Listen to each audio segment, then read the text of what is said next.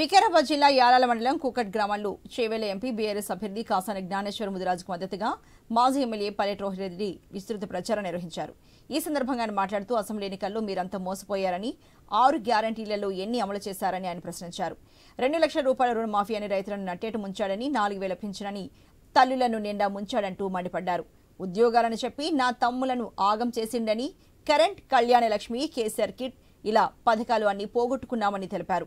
పెన్షన్ల కోసం పెద్ద మనుషులు చెప్పులు అరిగేదాకా తిరుగుతున్నారని, కొండాకు ఓటు వేసి వృధా చేసుకోవద్దని అన్నారు.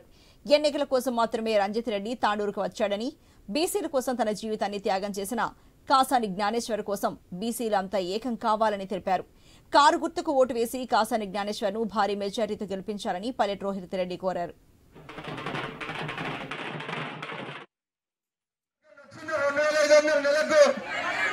ఎవరికి రాలే, అది మోసం చేసిండు. ఇక కళ్యాణ లక్ష్మికి తులం బంగారం ఇస్తా ఉన్నారు. మన ఆడబిడ్డలకు ఎవరికన్నా వచ్చిందా బంగారం? ఎందుకు మార్కెట్లో బంగారం దొరుకుతలేదా? మార్కెట్లో బంగారం అయిపోయిందా? అసలు కళ్యాణ లక్ష్మి చెక్కులు వచ్చినాయి 5 నెలల నుంచి. ఒక్కరికన్నా వచ్చిందా? ఒక్క ఆడబిడ్డ కన్నా?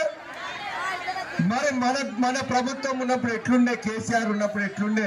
ఆడబిడ్డ పెళ్లి కాగానే 1,116 రూపాయలు మనకు వచ్చేటి. ఆడ మోసం చేసే. ఇక మన చదువుకునే ఆడబిడ్డలకు స్కూటీలు ఇస్తున్నాడు కదా. స్కూటీలు వచ్చినాయి. స్కూటీలు ఎన్ని స్కూటీలు వచ్చినాయి కోకట్ల? అసలు సైకిల్ ఇచ్చిండా?